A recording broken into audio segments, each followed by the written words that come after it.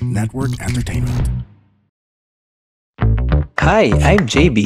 I'm Ella, At ito ang Kwentong Callroom. powered by the Pod Network. Very careful na naman ako sa pag-record. Oo nga, ayun ka na naman sa mga ano mo, Siyempre, nasa midnight excursions. ibang bahay kasi tayo. Hindi naman midnight. 8:30 p.m. na ngayon dito. Oh, so night excursions. So, Oo. ibang bahay to sa dati. Oo, nasa ano naman. Okay. California, West Coast Love represent. it. Put your hands up.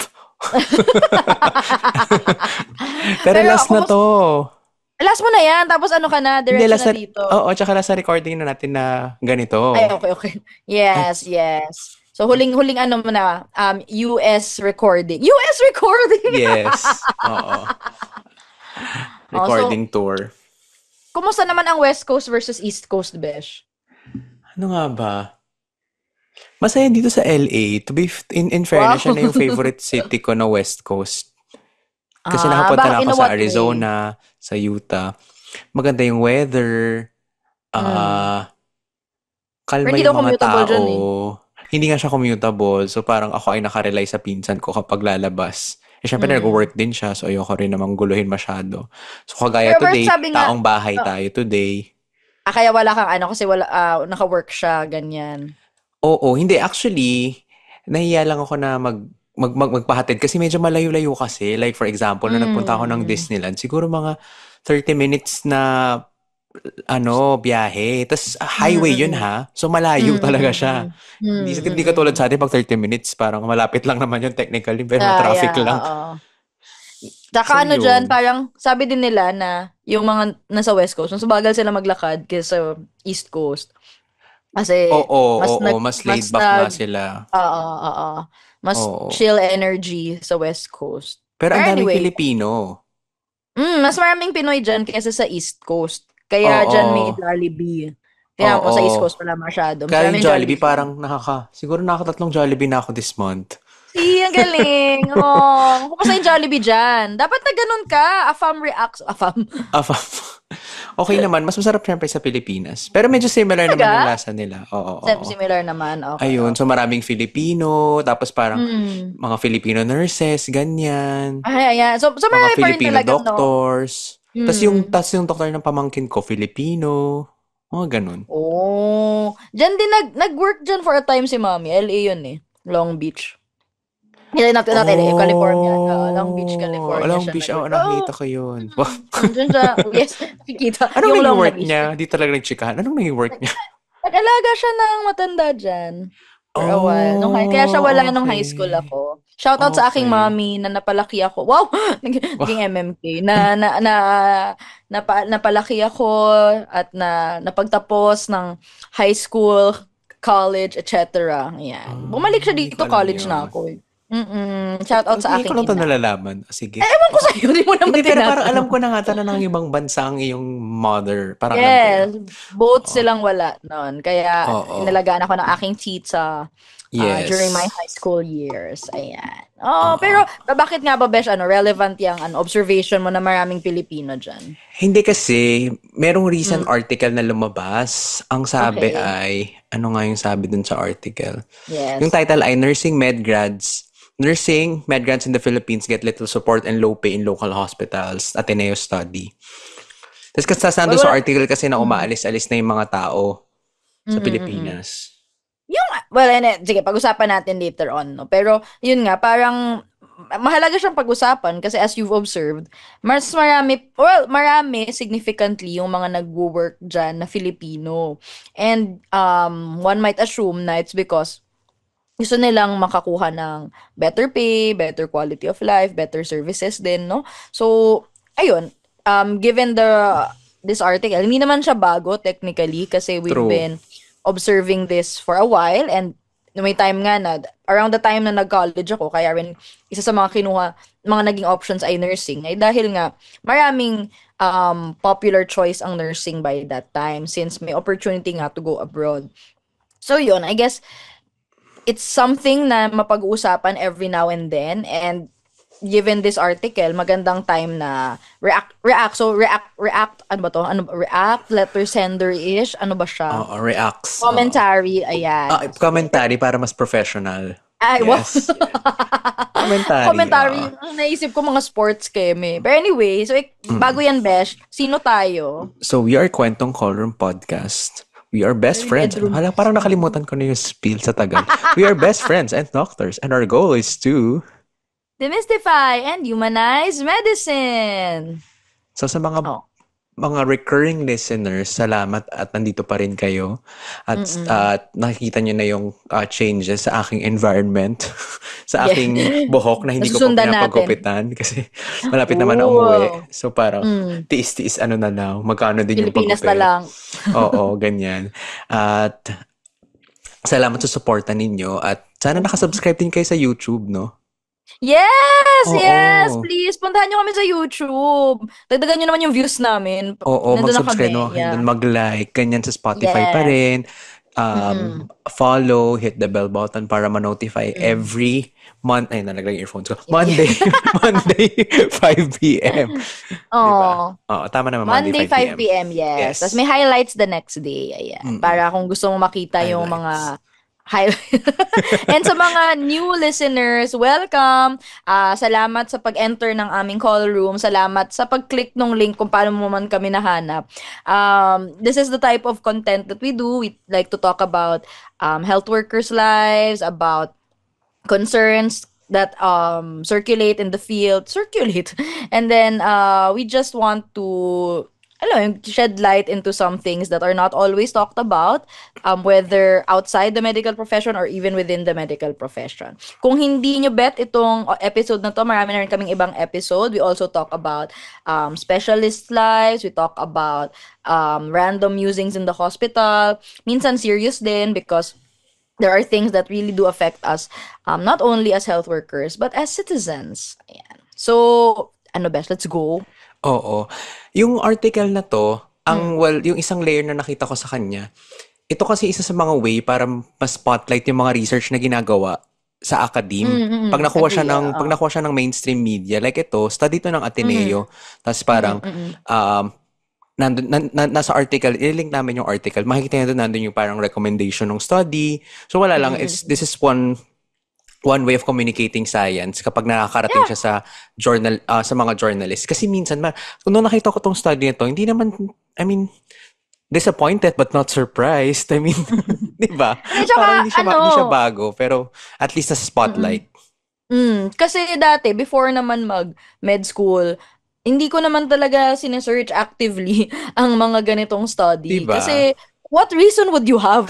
Diba? Wala namang dahilan para mag-search ka bigla, parang randomly. Mag-search kaya ako sa PubMed, ganyan. Because a lot of science communication, sabi mo nga, is through mainstream media. And itong article na to, for the context of the listeners, pag ginlik nyo, it's from ABS-CBN.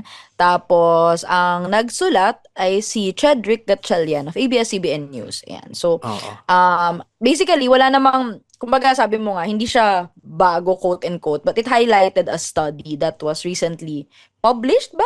Or hindi ako sure actually. Oo nga, wala kasing link yung study eh. So, Sige, Besh. Pero ano bang mga nalaman natin from this? Kahit ano lang, excerpts.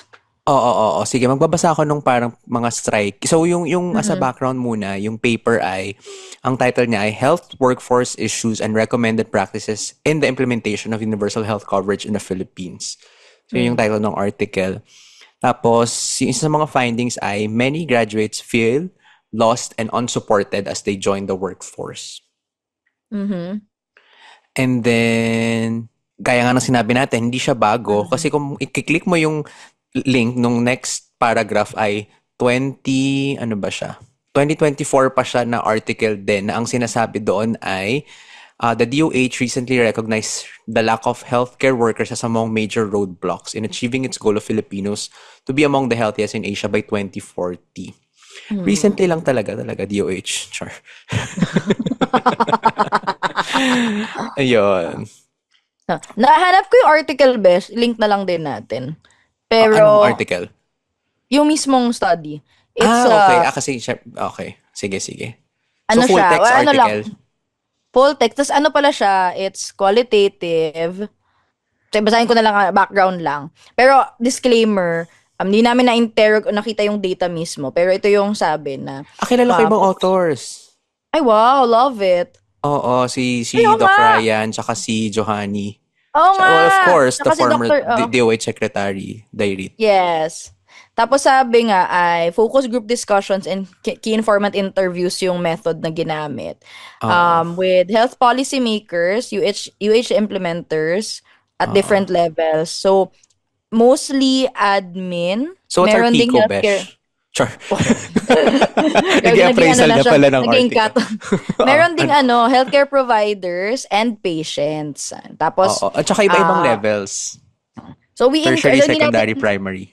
yes. So dahil ayaw naman nating mapahaba masyadong discussion, hindi natin babasahin yung buong article. Pero marami siyang magandang I do encourage the audience to look into the data itself, no. Pero we are here mostly to react to the findings.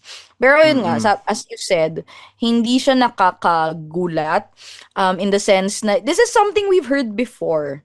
Kung naalala ng mga kaedaran natin, yung naging usap-usapan yung mga brain drain issues in the past, yung of a lot of nurses and doctors, sabi mo nga, migrating to the United States or to the United Kingdom, ganun. So, marami ng ganitong issues na recurring.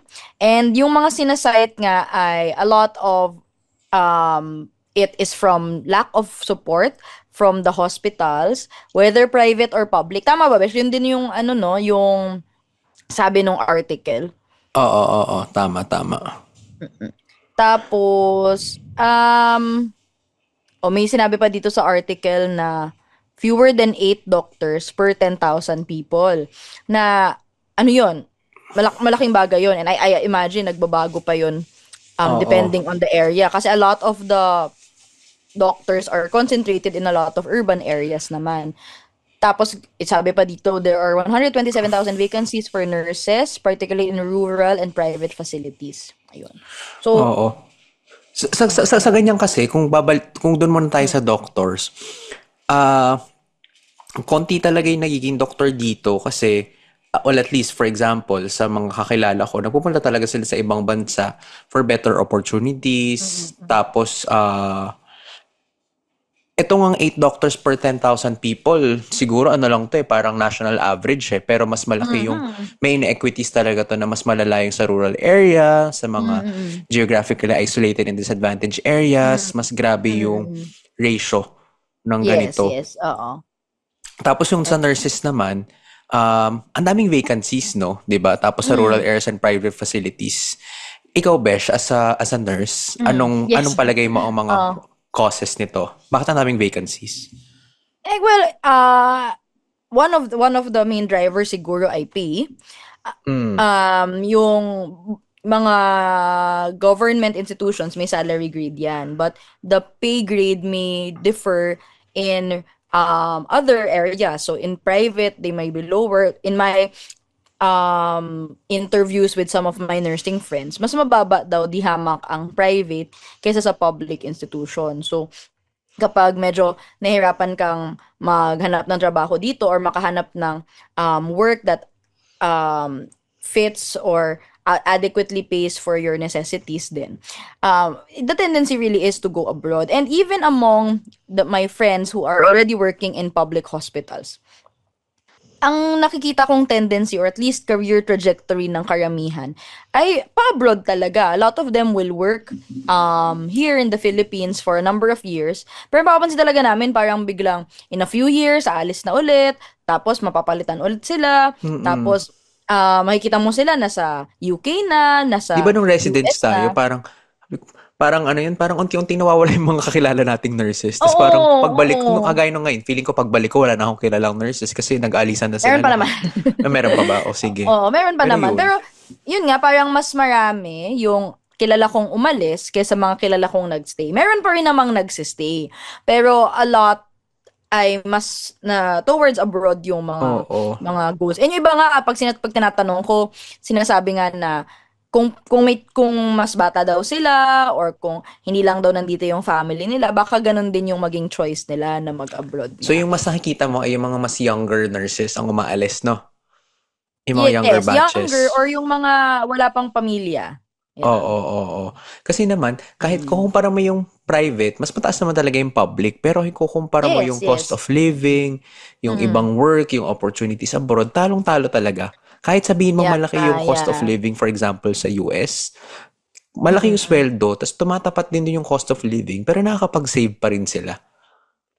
So, Tsaka iba kung talaga. naalala mo yung episode natin with Irish. Irish is one Oo, of our friends na nag public hospital and then nag-abroad. Tapos oo. sabi niya, bukod sa pay and sa compensation, ang isang malaking bagay din ay kumbaga mas malaya din yung feeling niyang makapili ng Yung work schedule. schedule, 'di ba? Oo, mas flexible for her yung hours kasi kumbaga pwede siyang mamili talaga kung kailan off niya. Minsan dito kunwari kung kulang na kayo sa staff talaga ng nurses, tapos kailangan mong umalis or kailangan mo ng mas flexible na work schedule. Hindi siya always possible kasi nga the nature of healthcare is pag duty yung nangyayari. Kapag biglang hindi pwedeng isa, meron at merong papasok for that kasi may kailangan mapunan na duty schedule. Hindi siya pwedeng, ay wala lang talaga today, no? Parang, wala, naka-leave po ngayon yung kung sino mang assign. Hindi siya possible in the healthcare setting kasi nga, there will always be patients that need to be attended to.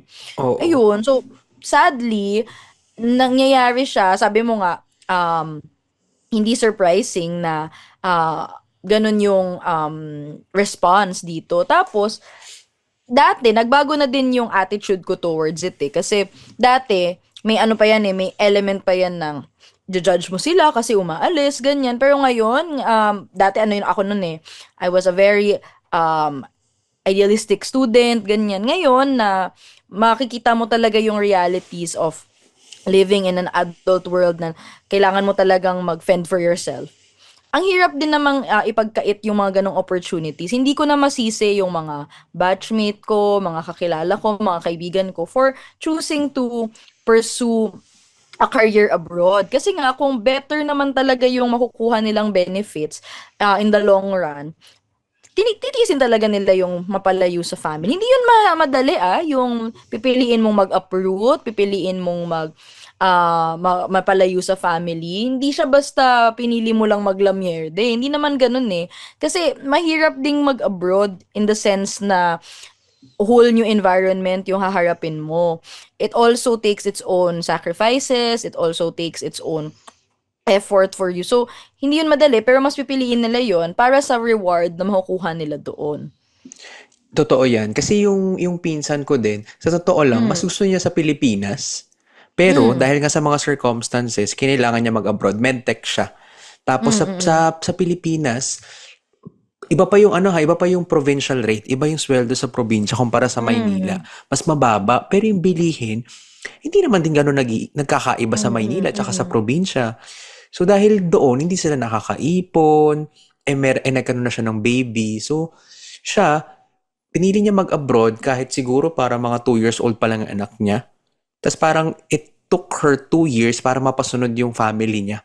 So 2 years yun na wala ka sa pamilya mo, hindi mo nakitang lumaki yung mm, anak mo, ganyan. mm. So malaking sacrifice talaga siya. Tapos pag nandito naman sila, ibang aspect pa yung depende kung saan ka mapunta sa saang bansa ka mapunta. Iba rin kasi yung dynamics ng Filipino community abroad. Yeah, Like akala oo, mo pag oo. nakita ka ng Filipino, family na kayo. Hindi. Meron din mga Mm, Filipino mm. dito na parang akala mo sila yung magiging kapamilya mo pero mga naiinggit Talaga? sila, nagkakaroon ng parang Ay, social comparison. So iba pa rin talaga. magtatalangka pa pala dyan. Oo, iba pa rin talaga yung nasa Pilipinas ka ng mga Pilipino na kausap mo yung kapitbahay mo, parang in general, sinusuportahan niyo sa isa. Pero dito, may ganun palang dynamics na hindi ko siya alam bago punta dito. Tapos mas naintindihan ko na ngayon na, okay, hindi pala porkit merong Pilipino kang kakilala ay friends na kayo. Hindi ganun yung connection. So Mm, iba pa rin mm, yung nasa mm. Pilipinas ka. Iba pa rin yung community sa Pilipinas. Hi, I'm Joelle. I talk for a living and I'm an overthinker. Life keeps going and the questions keep coming. But I hope you find comfort in the fact na hindi ka mag-isa. Ang dami nating overthinker, no? Sa ups and downs, twists and turns ng buhay, paano kung ituloy lang natin ang paghanap ng kasagutan? Ready? Tara! This is Joelle's Podcast. Paano kung? Powered by the Pod Network. So, bottom line, mahirap talaga, malaking desisyon yung yung pag-alis talaga. So, hindi lang siya simpleng maliit yung sahod. Maraming factors pa yan. Kagaya nga nung sabi dun sa study, Article. ayan, na article, poor working conditions, yung mga benefits, di ba, kulang. Yung mag-a-absent ka, kailangan ikaw pa yung gagawa ng paraan. Exorbitant fees for training. So parang, yung mga CPD requirements, minsan kahit maliliit siya, di ba, nagpapatong-patong din siya. Kailangan mo umabsent sa work. Yung mga ganun. Tsaka hindi lang naman CPDs, pati yung mga required trainings, kunwari, Diba? mga certification for, top of mind lang to, mga certification for basic life support, ACLS, ganyan. Tapos may mga requirements pa na kailangan mo tong gawin bago ka Sa makastart. sariling bayad mo. Kasi Diba? training pa siya. Para siyang yung, di ba sa atin, pag as doctors, trainees tayo technically. So, parang that's how some institutions get away with lower salaries kasi nga under the guise of training pa din siya. So, may mga sinite dito na illustrative quotes yung sa study pa kung bakit ang main issue dito ay difficulties in implementing UHC. But this would also illustrate bakit nahihirapan mag-stay or nahihirapan mag-pursue ng careers dito. So sabi yung difficulty in poor working conditions, uncompetitive yung salaries na sinabi in the private sector compared to the public sector, exorbitant fees ng trainings, lack of job security. Tapos, may sinabi dito na, ngayon lang binabasa. Ayun, tapos, yung migration overseas or tinatawag ang brain drain dati. Kasi nga, hindi ako magugulat kung may mga taong ito yung mga gusto. And may mga kilala nga ako na parang mas nagugulat sila sa mga pinipiling magstay. Sa atin kasi parang ang general na ini-encourage ay magstay, tapos mas konti yung mga umaalis. Pero actually, may mga kilala ako na outside our institution na sila ang vantage point nila aalis para nga mas maganda yung kita, mas maganda yung sahod, ganyan, and mas konti yung mga pinipiling magstay. So depende din sa perspective, pero in terms of benefits, malaki talo natin dito eh. Tapos yung mga pinipili na magstay, ang problem naman na encounter nila, sabi nung isang participant dito, I finished my MD from one of the best schools in the country, but when I worked here, it was an entirely different ball game. We weren't trained how to deal with the local administration and procurement, how to talk to local chief executives. I wasn't prepared nor trained for this. Diba? Parang yung mga pinipili magstay, wala pa rin enough support na nabibigay sa kanila. Yeah. Di ba marami tayong mga kaibigan natin ni TV na parang hindi naman tinuro kung paano mag-budget, paano yung procurement, paano yung mga pagbibidding, paano yung pagka-canvas, True. paano makipag-usap kay mayor, na parang kung ini-expect mo yung mga graduates mo na maging primary care doctors or maging MHO sa mga ganitong provinces, or sa mga municipalities, ba't di tayo very explicit sa curriculum kung paano gawin tong mga to? Ako wala akong maalala. Meron ba tayong budgeting module or course? Like, ano yung mga ganun? Meron tayong like, if you remember, meron tayong leadership and management. But it was just a module, a few weeks in your 5-year stay in medical At saka school. depende pa siya dun sa mapupuntahan mong organization. Yes. Hindi standard. Diba? And yung mentorship din. Iba yung kasi parang iba-iba namang ways to handle different institutions eh. So, obviously, iba yung pag-handle ng isang NGO sa isang government institution, sa isang bigger corporation versus a smaller corporation. So, iba-iba talaga. And yung sinasabi mo, it's a criticism of medical education in general na we're all for saying na we're five-star physicians and all that, but when you come down to it, yung training naman talaga natin is just focus on being a clinician and specifically being a hospitalist. Kasi ang karamihan ng exposure natin by the design pa lang of clerkship duties, internship duties, ay kung paano yung galawan sa ospital. The administrative side is very very little in our education. Yung research meron, pero ang hindi ata na pag-uusapan sa research ay paano kumukuha ng funding, paano kagagawa ng research outside of the medical requirement or the academic requirement of it. Or paano siya magagamit, paano siya ma-implement. Wala ding pag-uusap tungkol sa paano yung paggawa ng medical curriculum, paano yung pag-aayos ng curriculum, hindi naman kailangan maging expert tayo on this kasi nga hindi kaya yun ng buong med school. But I think kulang tayo ng exposure sa mga non-clinical work that doctors are still doing.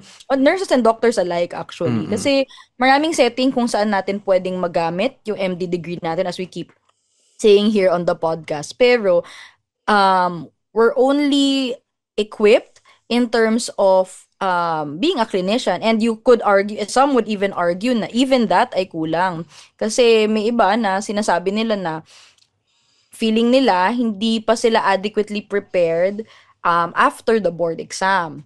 A totally different issue pa yan, pero yun. Tsaka yun, tapos sinabi dun sa article na to focus on hospital-based care, which is yung sinasabi mo kanina, na masyadong tayong focus sa admitted sa mga inpatients, na kung ang gusto mo nga bilang bansa, bilang gobyerno, gusto mo na yung graduates mo ay equipped para maging primary care doctors, which are mostly outpatient, dapat ma-align mo yung curriculum mo na ito yung competency-based, na ito yung outcome na gusto mo. So, I think may mga efforts naman ngayon or undergoing in reshaping the curriculum to be UHC oriented or prepared. Pero at least yung pinagtapusan natin curriculum, hindi talaga siya for primary care, lalo na kapag yung med school mo ay affiliated sa isang tertiary hospital. Kaya mo mag-manage ng shock. Pero pagdating sa outpatient, yung mga simple cases, parang, anong bibigay ko dito? Parang, ubot-sipon ka lang, wala ka bang pneumonia, ganun. Diba? Grabe yung pneumonia. Wala ka bang ganun? Parang yun yung alam ko i-manage eh. Pero totoo yan na ang hirap. Definitely our med school wasn't, our med education nung natapos natin, hindi siya primary care focused kasi. Totoo. Kaya tayo nahihirapan. And I think yun yung dapat maging direction, especially in light of UHC, na ang gusto nga ay mas marami tayong primary care specialists sana. And more students and young doctors who are exposed to the primary care setting. Kasi may sarili siyang challenges eh. Of course, in the med textbooks, we will always see na ito, kailangan to. Pero may mga bagay na kailangan din nating i-work around for our setting and for the community we're working in. Yan. Kasi alam mo, feeling ko, yung iba ditong umaalis, hindi naman, kunwari, yung iba, I'm sure, gusto talaga namang bumalik sa town nila, sa probinsya nila, doon mag-work. Kasi a lot of people want to be close to their families. Diba? Sa totoo lang, parang, kung ikaw ba, kung meron namang opportunity sa area mo, gustong ka lumaki, tas familiar environment, nandun yung pamilya mo, bakit mo gustuhin pumunta sa Maynila, kalimbawang taga ganitong lugar ka? Kasi may reason. Kasi wala kang opportunity doon. Like, di mo nakikita na magiging mas komportable yung buhay mo, makakaipon ka. Diba?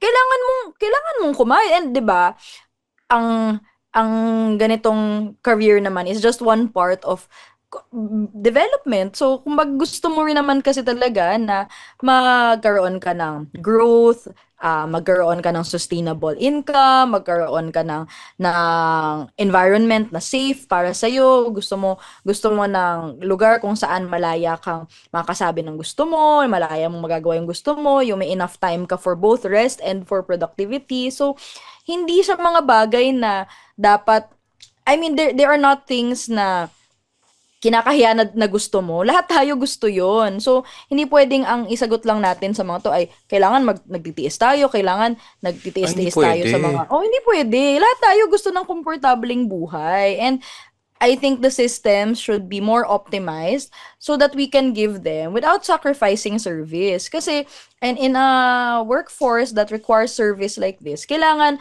well compensated yung health workers mo, and at the same time, kailangan nabibigay pa din yung akmang serbisyo para sa mga pasyente. Akala mo nung pandemic no, na parang ma-realize ng mga ng gobyerno na, dapat nag-invest tayo sa mga healthcare workers kasi kapag ganitong may emergency o problema, sila yung aasahan natin. Pero parang walang masyadong, ewan ko, parang after na ma-declare na okay, wala nang parang umupa na yung pandemic, okay, balik na tayo sa dati, okay, parang, dati parang, ano yung mga parang, we love our heroes, mga keme-keme ganyan, may mga hazard pay ganyan, pero nung bumalik na sa dati, parang, ayun na ulit. Kasi nga parang ang mahirap sa ganyan, una yan, ang madalas nating puntahan ay thank you to our heroes, thank you to our health workers na okay, well and good, we should always be grateful, pero I think gratitude can be showed in ways that are beyond Facebook posts and beyond posters, tarpaulins. Minsan yung tarpaulin may mukha pa ng politiko, ganyan. Parang Oo nga. 'di ba?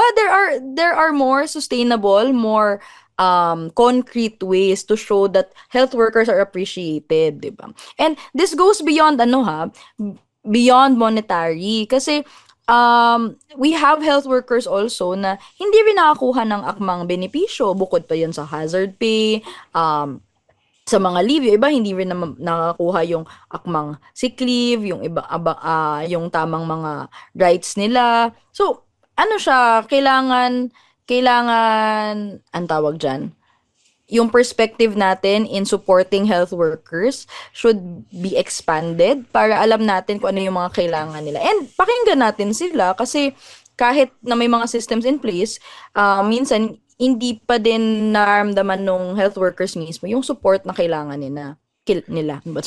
Oo. And At ayun, saka, mabilis tayong makalimot as oo. a nation, mabilis tayong makalimot. Nasa ano yun?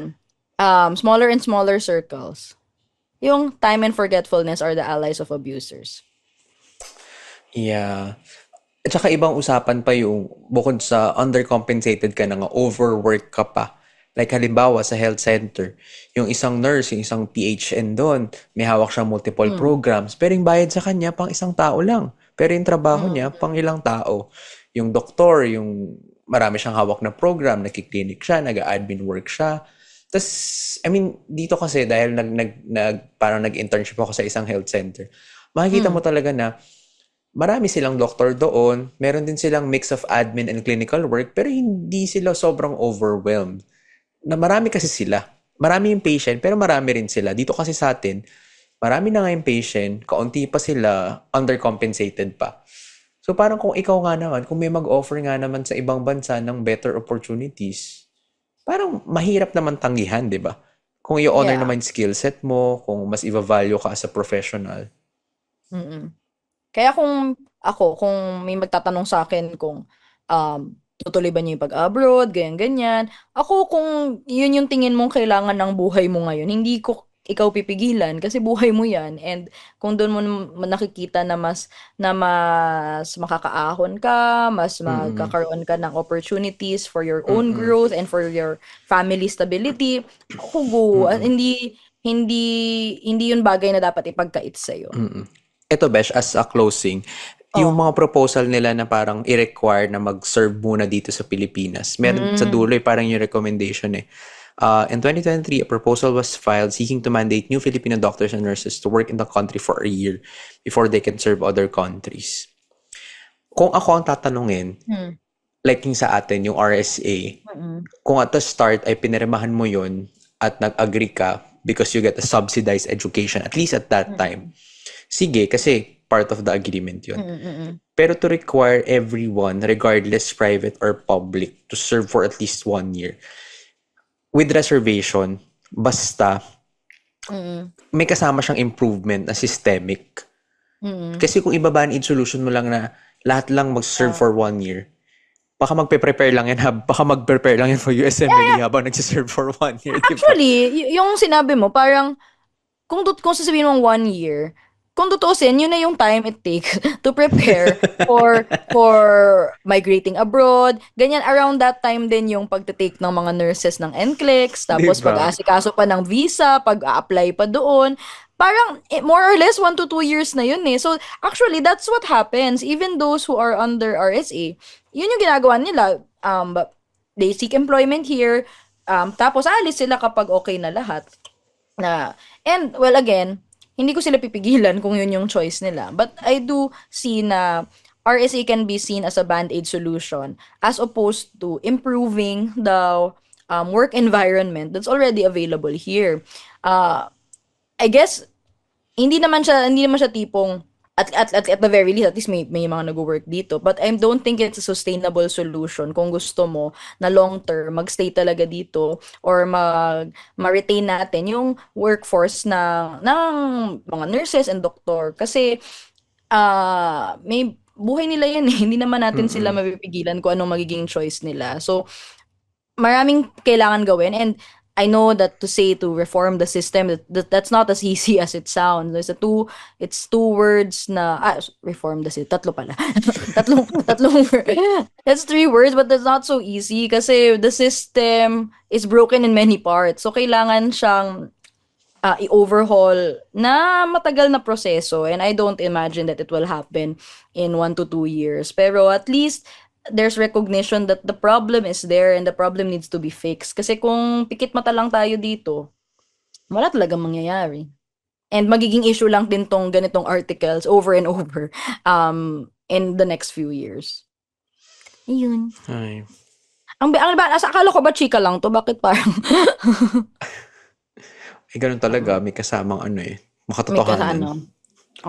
Pero, to be fair, alam kong hindi, marami ring mga tao na are seeking to improve the system, and we have to applaud those efforts. And sana masustain sila, sana tuloy-tuloy sila, and sana these little steps will bring us somewhere. Kasi naniniwala ako na we deserve a better health system, both the people who are being served and the people who are serving. Yun lang. Parang taking care of those who care. Back. Ayun.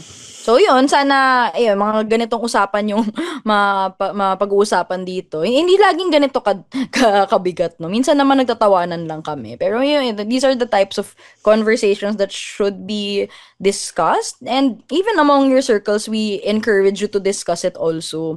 Wala kaming monopoly of any conversation. So, pag-usapan nyo din to sa inyong mga call. Usap kayo. Usap kayo sa GC nyo. Kaya niyan. Sana nagustuhan yung episode na to. If you want to see more episodes, follow. Ano ulit tayo? Kwentong Callroom Podcast on Spotify and YouTube. We drop new episodes every Monday, 5 p.m. Pwedeng ninyong balikan yung mga past episodes on Spotify and YouTube. Feel free to comment and answer. Sino ba yung mo sa relos ko? Can I have your full attention, Char? Wow. Wow. Drama. You can also follow us on social media for more chika and updates. We're Kwentong Callroom Podcast on Facebook, at Callroom Podcast on X, Instagram, and Threads. You can also join our Discord community, Callroom Tambayan, our official community server kung saan pwedeng makichika with us at iba pang mga ka-callroom. So each week, meron din tayong episode question that we post on IG, X, and Discord. Makisagot sa question of the week every Friday, 12 p.m. to keep the conversation going. At sa mga gusto mag-submit ng questions, concerns, sa chief complaints, open pa rin ang kwento mo sa Callroom, a Google form where you can submit your questions to us. Kung mapili yung kwento mo, pwede namin yan sagutin in one of our future episodes. Link is pinned on our social media pages. And if you want to reach us via email, you can reach us at kwentongcallroom@gmail.com. Ayun. Wala naman akong sasabihin. Kasi, alam mo, ang sad lang dito, wala naman tayong solusyon. Kaya, parang wala naman tayong ma-offer sa ngayon. Pero But awareness, kasi feeling ko baka hindi alam ng iba, lalo na yung mga bago pa lang mag-med, yung mga pre-med, mga high school, para aware sila na merong ganitong problem, di ba? Yeah. And, ayun, para lang mas maging informed yung decision-making din nila. Agree. Anyway, with that, I'm Ella. And I'm JB. And this has been Kwentong Callroom. Parang nagsabay kung kailan patapos na. The opinions of podcast creators, hosts, and guests are not necessarily reflective of the official stance of the Pod Network Entertainment, its hosts, or other network programs. The content created by the people behind the podcast is personal and not meant to harm any religion, ethnicity, group, organization, company, or individual.